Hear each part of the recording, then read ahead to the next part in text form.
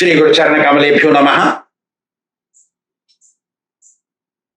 सुखदेव गोस्वामी जी कहते हैं, अरे राजा परीक्षित, मनुष्य 3 प्रकार से पाप करता है। एक तो मन के द्वारा सोच करके सोचता है मन में गंदी बात, तो उससे पाप लगता है उसको, वो उसको कहते हैं मानसिक पाप। मन के द्वारा गंदी बात सोची गई, उससे पाप लगता है, उसको कहते हैं मानसिक पाप। ये पाप पश्चाताप से जाता, पछताने जाए, तेरे कैसा कर दिया रे, ऐसा कैसे सोच लिया कि तेरी बुद्धि भ्रष्ट हो गई रे, तेने कैसे कर दिया, ऐसे सोच लिया, ऐसे बहुत जोर से पछताने से चला जाता है वो पाप। कलयुग में मानसिक पाप पछताने से चला जाता है। दूसरा होता है वाचिक पाप। वाचिक पाप डबल होता है। एक तो पहले विचार आते हैं, गंदे विचार, फिर गंदे विचार अपने दोस्त को बोलता है, अरे तेरी के ऐसा करते हैं, कहता है, तो उसको कहते हैं वाचिक पाप, वचन का। तो वचन का डबल क्यों होता है कि वो उसको सोचना है, पहले तो सोचता है वो, फिर वचन से निकलता है वो बात, सोच के फिर निकलता है। तो इसको पछताने से तो मन का निकल गया, और भजन करने से हरे कृष्ण कृष्ण कृष्ण हरे हरे, हरे राम राम राम हरे हरे, 2-4 मालाएं कर ली, वो वाचिक पाप भी चला जाता है। तीसरा होता है शारीरिक पाप, शरीर द्वारा किया गया, उसमें डबल से भी डबल लगता है। मतलब मन से सोचा जाता है, वचन से बोला जाता है, तभी तो शरीर से लगता है वो।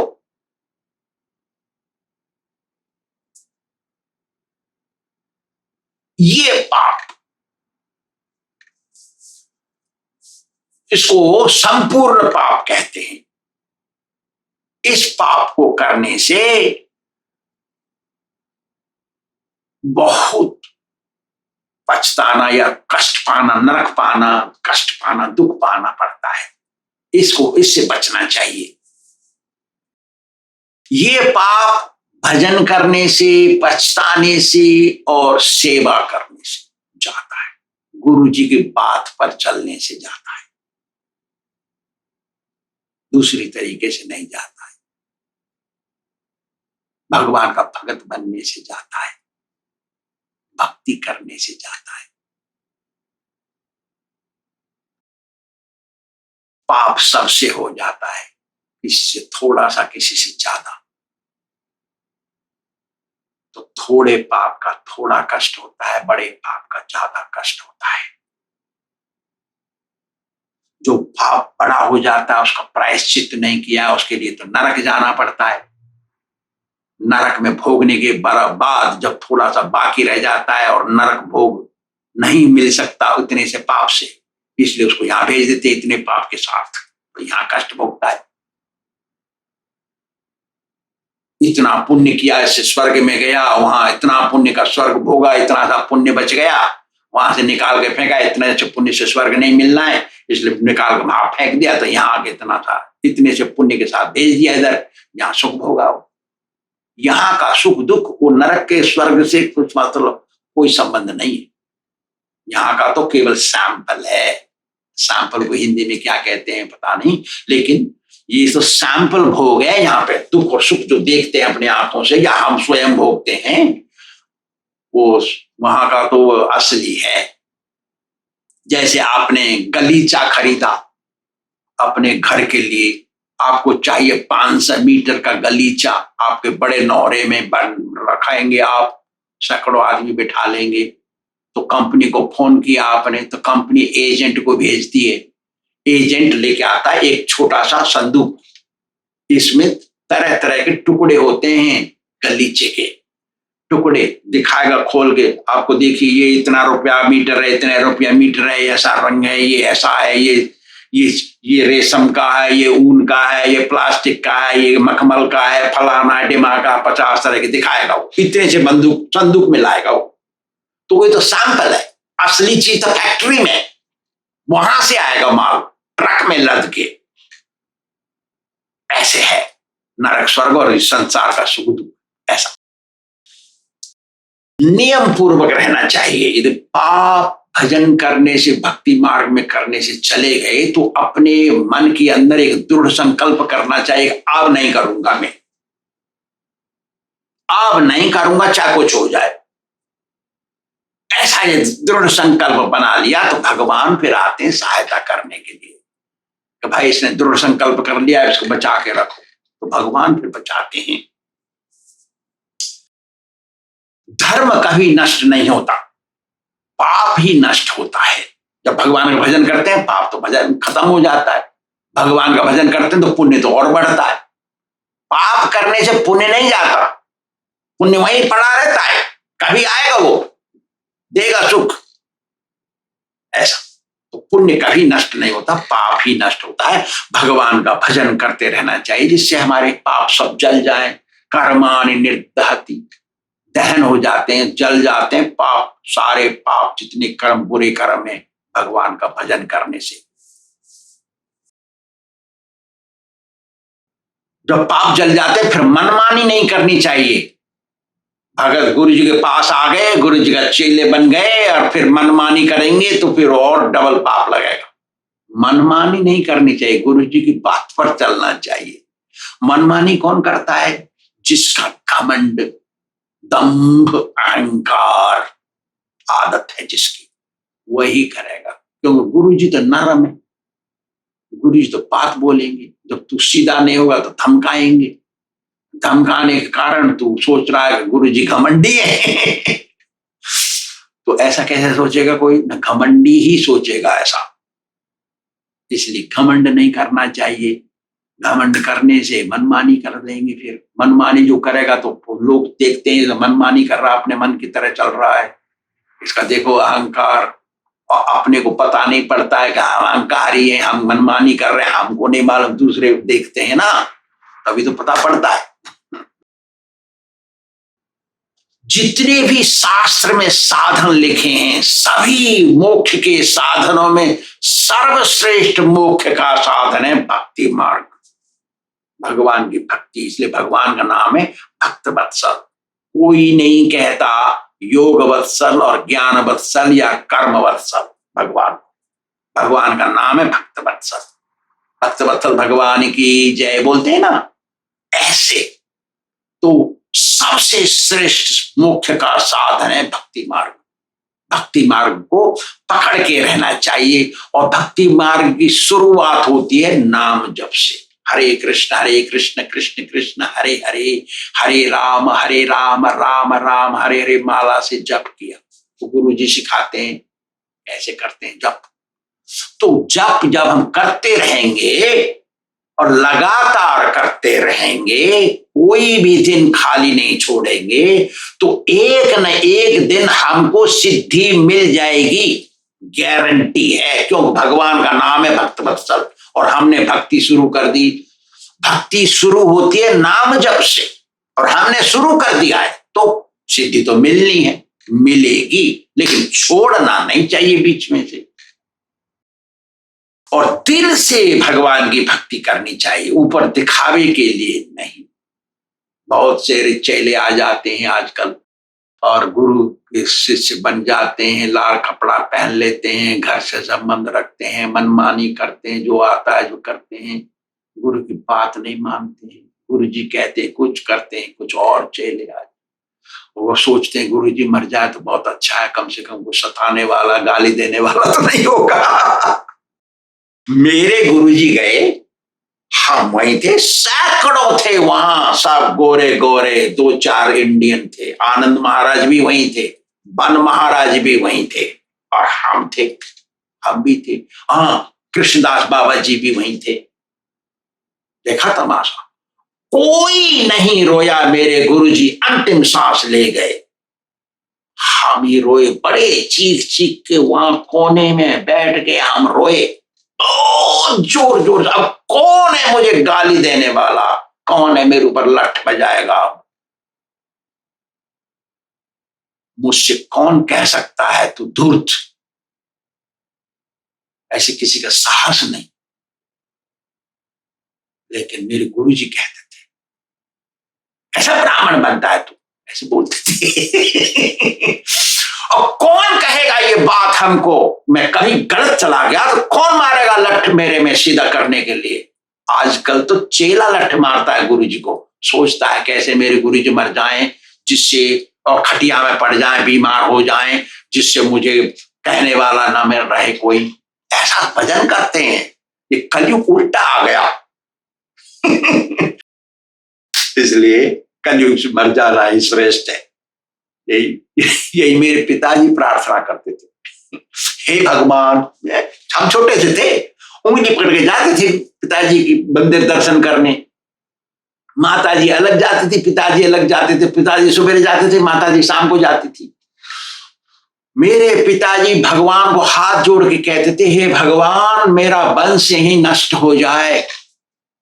मेरे पिताजी ऐसे बोलते थे, हमारी समझ में नहीं आता था, हम पढ़ते थे 3-4 में पढ़ रहे होंगे, तो ये हमारा वंश यही नष्ट हो जाए, ऐसे क्या प्रार्थना कर रहे। तो बड़े हो गए तो पता, क्योंकि रोजाना सुनते थे ऐसी, हे भगवान गोविंद जी मेरा वंश यही नष्ट हो जाए।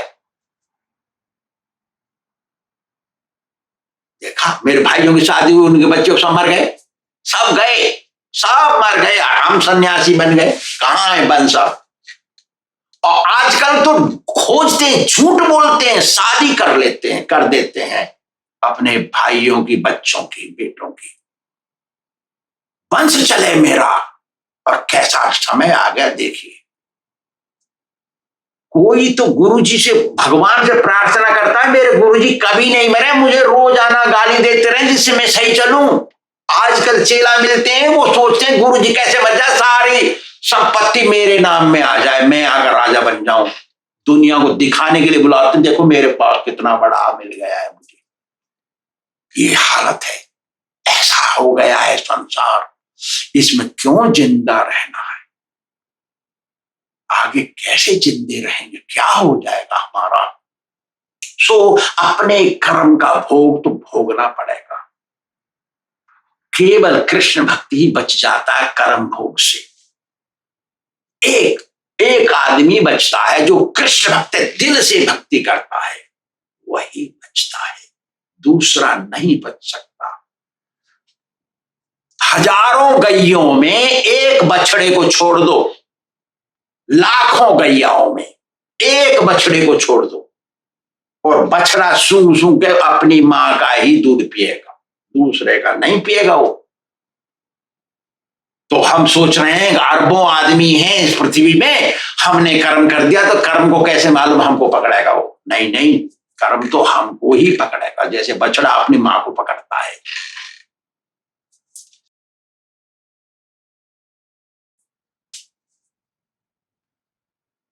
जैसा कर्म करेंगे वो जमा हो जाएगा अगले जन्म के लिए। जो हम भोग रहे हैं वो पिछले जन्म का कर्म है। तुमने कभी देखा होगा कि कोई पापी दुरात्मा, मांस खाने वाला, मदिरा पीने वाला, बहुत सुख है उसके घर में, कार हैं, नौकर हैं, पैसा संपत्ति, फैक्ट्री चल रही है, रुपया आ रहे हैं, बाबूजी बाबूजी करते, लेकिन है पापी दुरात्मा इतना सुखी कैसे है वो, न पिछले जन्म के किए हुए पुण्य भोग रहा है वो। अभी पिछले जन्म के पुण्य आगे आ गए हैं उसके, और इस जन्म में जो कर रहा है वो जमा हो रहा है, अगले जन्म में पाएंगे। कोई धर्मात्मा है, अच्छा ब्राह्मण है, वैदिक ब्राह्मण है, खाने को नहीं मिल रहा है उसको, सब थू थू कर रहे हैं उसके ऊपर, रोगी हो जा रहा है, गिर पड़ रहा है, हाथ पैर टूट जा रहा है, कुछ हो रहा है उसको, घर में लड़ाई हो रही है, रोज तकलीफ में है, बहुत चिंता फिक्र में, सूखा जा रहा है। इतना धर्मात्मा है, धर्म नहीं छोड़ रहा है, भगवान की भक्ति जप कर रहा है, गुरु बना रखा है। अरे उसने जो पाप किए पिछले जन्म के, वो पाप सब सामने आ गए, भोग रहा है वो, और जो पुण्य वो कर रहा है वो सब जमा हो रहा है, अगले जन्म में मिलेगा उसको। ये दुखी होगा, ये सुखी होगा अगले जन्म में। पापी तो दुखी होगा, पुण्यात्मा सुखी होगा। ये तो भगवान का नियम है। लेकिन अगले जन्म में हम नरक स्वर्ग की बात नहीं कर रहे, हम इस संसार की बात कर रहे हैं। नरक स्वर्ग में जाना तो बहुत बड़ा काम है। नरक में जाएंगे, वहां दुख पाएंगे, वहां से थोड़ा सा बचेगा, यहाँ आएंगे अनुभव करेंगे। वहां इतना पुण्य किया, स्वर्ग में जाएंगे, वहां भोगेंगे, वहां से थोड़ा सा बचेगा, लेके आएंगे, यहाँ भोगेंगे। यहाँ की बात है, वहां की बात तो हमने पहले कर ली है। जैसी संगत करेंगे उस संगत का प्रभाव हमको आएगा, मिलेगा।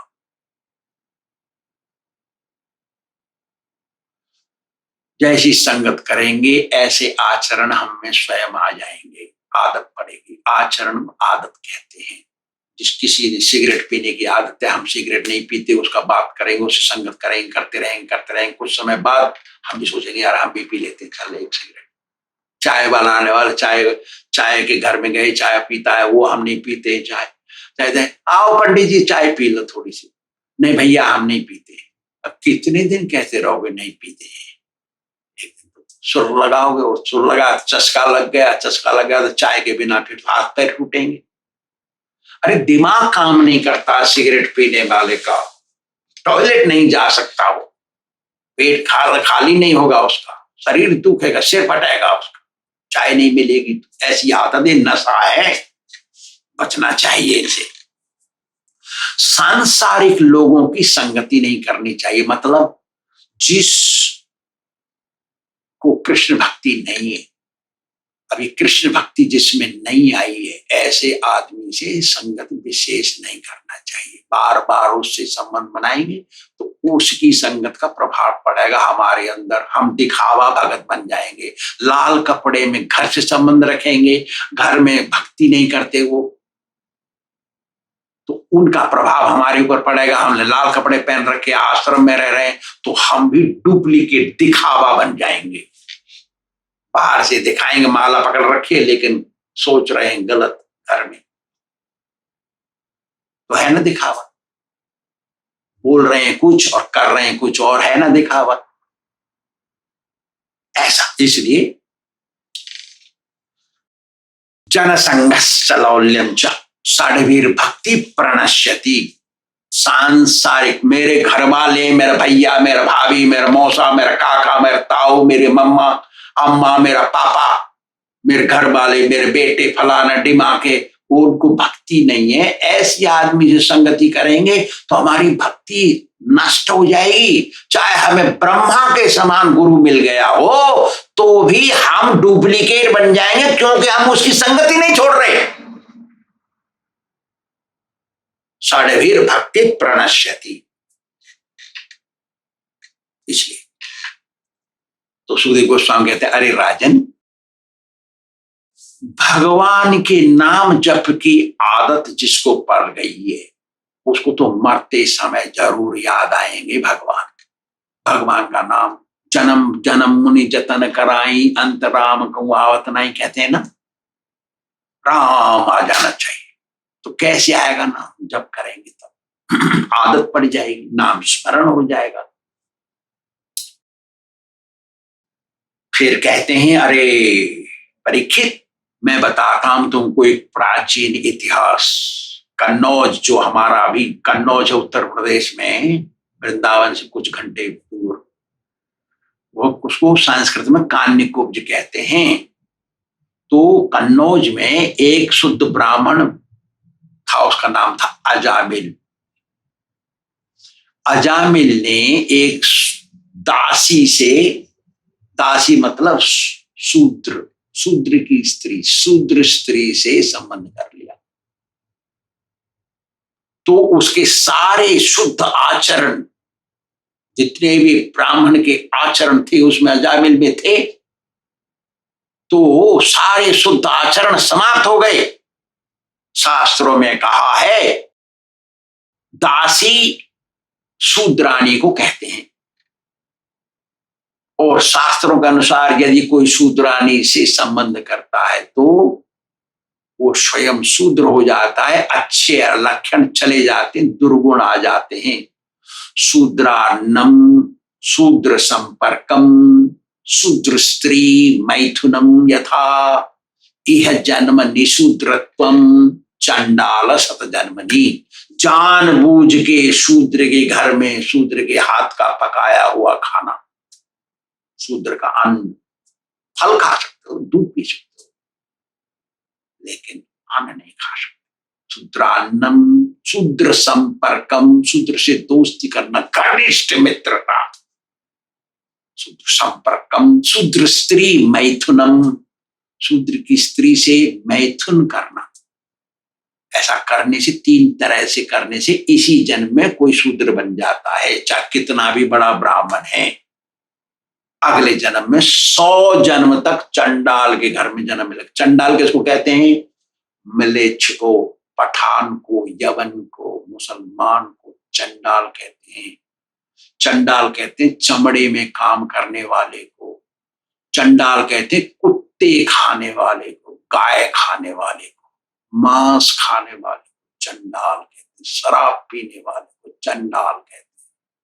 100 जन्म तक चंडाल के घर में जन्म लेगा वो।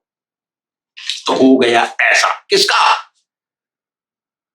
अजामिल का। अजामिल शुद्ध ब्राह्मण था और उसके सारे क्या सद्गुण निकल गए।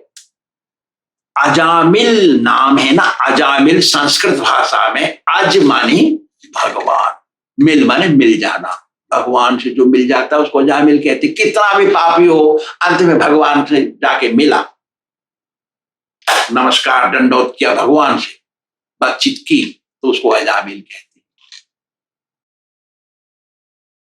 अजा और मिल, अजा मतलब सच्चरित्र, सद्गुण, और मिल मतलब नष्ट हो गए, जिसके सद्गुण नष्ट हो गए उसको अजामिल कहते हैं।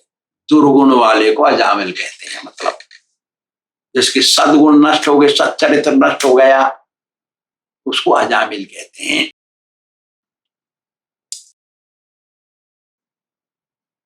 और अज माने यमराज, अज माने यमराज, यमराजे भी अज शब्द प्रयोग भवति। अज माने यमराज, अज माने यमराज। अजा है ना, वहां जा पे डंडा लगाए ना, तो वो आ मतलब नहीं, आ माने नहीं, मिल माने मिलना। कितना भी बड़ा पापी हो, यदि वो भगवान का भजन करे तो यमराज से नहीं मिलेगा। जो यमराज से नहीं मिलता है अंत में उसको अजामिल कहते हैं, कोई भी हो। अजा माने बकरी, मिल माने मिलना, संसर्ग में रहना, संगत में रहना। अजा माने बकरी, बकरी माने पशु, जिसकी आदत पशु की तरह हो, ऐसी स्त्री या ऐसे पुरुष से मिलना, उसको कहते हैं अजामिल। तो ये अजामिल खाना ब्राह्मण, ये शूद्राणी से संपर्क किया। वो शूद्राणी चंचल स्वभाव की, मतलब वेश्यावृत्ति की थी, उससे मिलाई, उसका चरित्र नष्ट हो गया, इसलिए इसका नाम अजामिल रखा।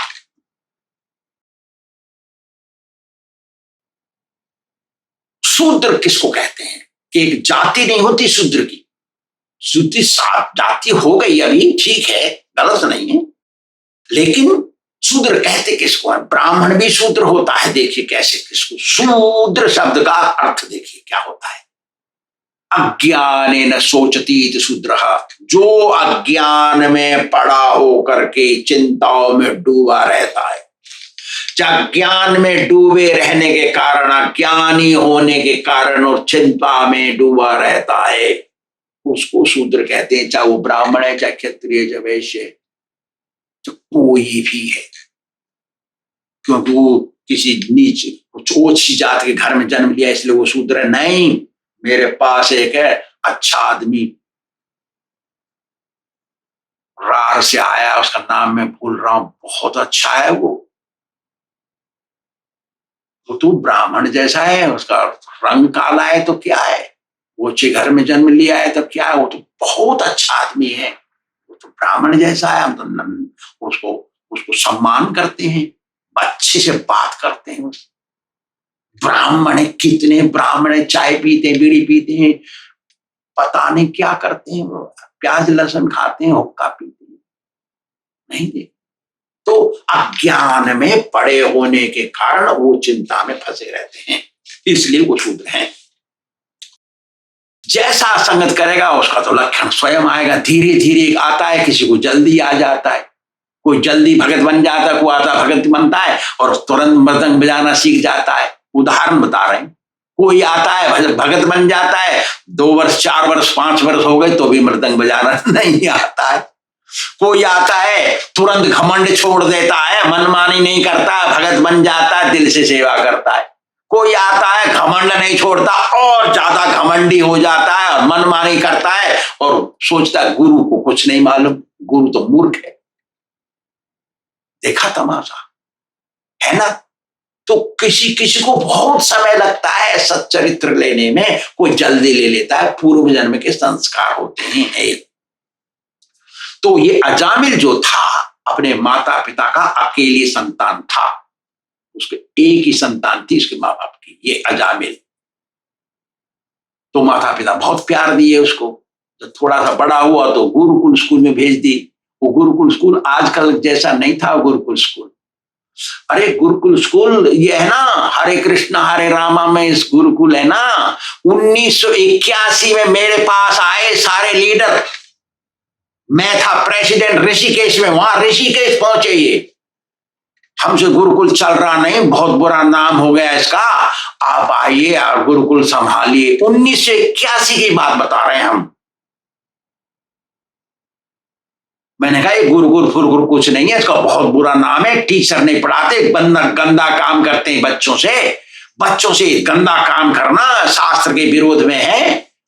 हम बोले और भाई तुमको चला, तुम गुरुकुल से आए हो और हमने बहुत सोचा तुम्हारे बारे में, लेकिन हम दूसरे काम में थे, वहां प्रेसिडेंट थे ऋषिकेश में, तो हमने कहा ठीक है हम ले लेंगे, यहाँ छोड़ते हैं और मैं 5 साल के लिए बंद कर दूंगा गुरुकुल, ताला लगा दूंगा। हम ऐसे बोले अरे पहले तो नाम ठीक ना लेना है ना, ताला बंद कर दो। अच्छा फिर क्या करोगे, ताला बंद कर दो। उन्होंने तो आश्चर्य हुआ, ताला बंद कर देंगे, हम चला रहे हैं गुरुकुल, अरे बड़ी बुराई हो जाएगी हमारी। वो सोचे अरे कोई गुरुकुल चल रहा है, इतनी बड़ी बिल्डिंग है, बंद कर दोगे ताला तो नाम बड़ा होगा ना, हरे कृष्ण हरे राम में गुरुकुल स्कूल बंद हो गया, अखबार में निकल जाएगा। तो फिर उन्होंने पूछा क्या करोगे 5 साल। मैंने कहा 5 साल में टीचर लाऊंगा, टीचर लाके उनको ट्रेनिंग दूंगा गुरुकुल में कैसे पढ़ाते हैं।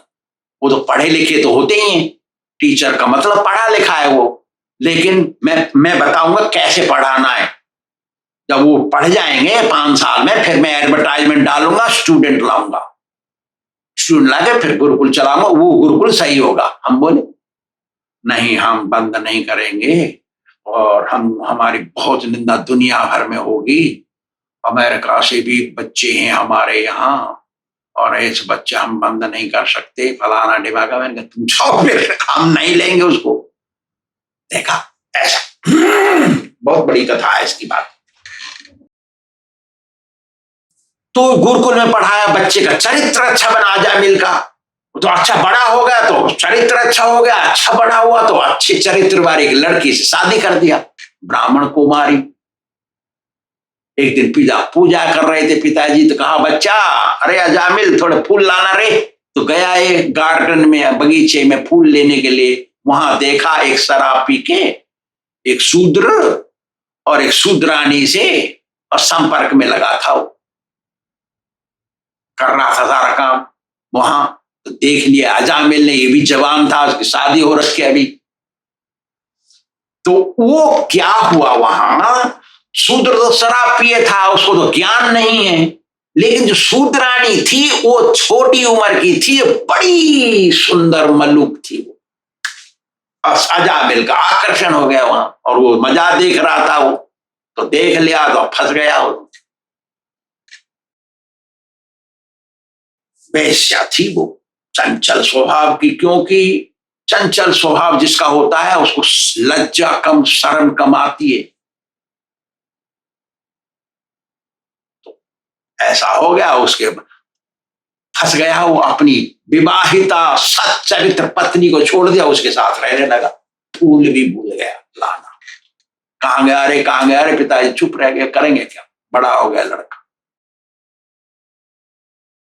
तो वेश्या को संभालने में पैसे ज्यादा लगते हैं, साधारण स्त्री हो तो जैसे तैसे रह जाए, तो सारे पैसे कम पड़ गए। खूब कमाया हो तो पैसे कम पड़ गए, कमाता है कैसे कम पड़ जाते हैं। तो उसने क्या करा, तेरे के पैसे कम पड़ रहे हैं, तो राहगीरों को लूटने लगा, वो जुआ सट्टा खेलने लगा और डकैती डालने लगा, और क्या करने लगा, धोखाधड़ी करने लगा, चोरी करना इत्यादि करके वो मांस खाना आदत पड़ गया, क्योंकि वो तो वेश्या को थी आदत। तो उससे बच्चे पैदा किए इसने। एक चीज है, जो गंदा काम होता है ना उसमें समय का पता नहीं पड़ता। जो अच्छा काम होता है ना, बहुत सा, अरे मेरे को 4 घंटे हो गए रे जब करते करते, ऐसे सोचते हैं। और गंदा काम जो होता है ना, वो तो 10 दिन भी हो जाए तो कल ही तो शुरू किया था ऐसा लगता है। तो ये गंदे काम के कारण बजामिल को पता नहीं पड़ा कि उसकी उम्र 88 साल की हो गई। भागवत कहता है 88 साल की हो गई, उसको मालूम ही नहीं पड़ा। उसके 10 लड़के हो गए, पता नहीं पड़ा। देखिए,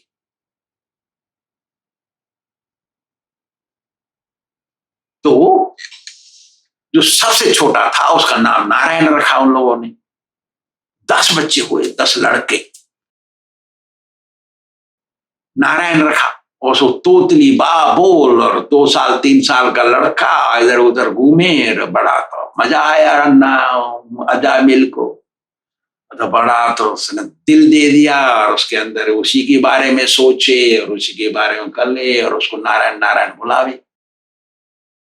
आदत पड़ गई उसकी, तो निष्ठा बन गई नारायण के ऊपर। और फिर क्या हुआ, ना जो खावे तो उसको नारायण बुलाए, बिना उसके खाए नहीं।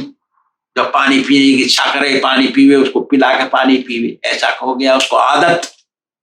इसलिए हमारे हिंदू समाज में अपने घर में बच्चों का नाम नारायण, श्याम, गोविंद, कृष्ण, राधे श्याम ऐसा देते हैं। कन्याओं का नाम देते हैं, देवकी, यशोदा, मालती इत्यादि नाम देते हैं हमारी बच्चियों का। क्योंकि मरने के समय बच्चे का नाम याद आ गया तो बड़ा पुण्य मिलेगा, तो नरक नहीं जाना पड़ेगा। बात भी सही है, ऐसा ही होना चाहिए। तो अजामिल ने उस बच्चे को अपना दिल दे दिया था। मरने का समय आ गया, अजामिल को पता नहीं पड़ा, लेट गया खटिया पे। तो उसने देखा 3 भयंकर काले काले स्वरूप, उनके टेढ़े विकृत स्वरूप, टेढ़े मुंह, और क्रोध के कारण आंखें लाल लाल, और के बाल खड़े, क्रोध के मारे रस्सीले रखे बांधने के लिए। इसको देख लिया ऐसे स्वरूप, डर गया। अजामिल डर गया तो चिल्लाया, अरे नारायण मेरे को बचा ले, आ जल्दी आए जरा। इतना हो गया उसको। इसलिए बच्चों को घर में भगवान के नाम पर ही बुलाना चाहिए, भगवान का नाम देना चाहिए। चाहे कोई नक्षत्र में वो जन्मा हो, ऊट पटांग नाम नहीं देना चाहिए। आजकल ऊट पटांग नाम शुरू हो गया है, ऊट पटांग नाम नहीं देना चाहिए। अच्छा नाम देना चाहिए। कभी हो सकता है मरने के समय ये नाम मुंह से निकल जाए, बच्चे के लिए भी सही। जैसे अजामिल का निकला है नारायण, अपने बच्चे के लिए निकला, भगवान के नाम से नहीं निकला, इसके लिए निकला। लेकिन फिर भी वो बच जाएगा, इसकी बात आगे बताएंगे। धन्यवाद। श्री राधा गोविंद भगवान की जय।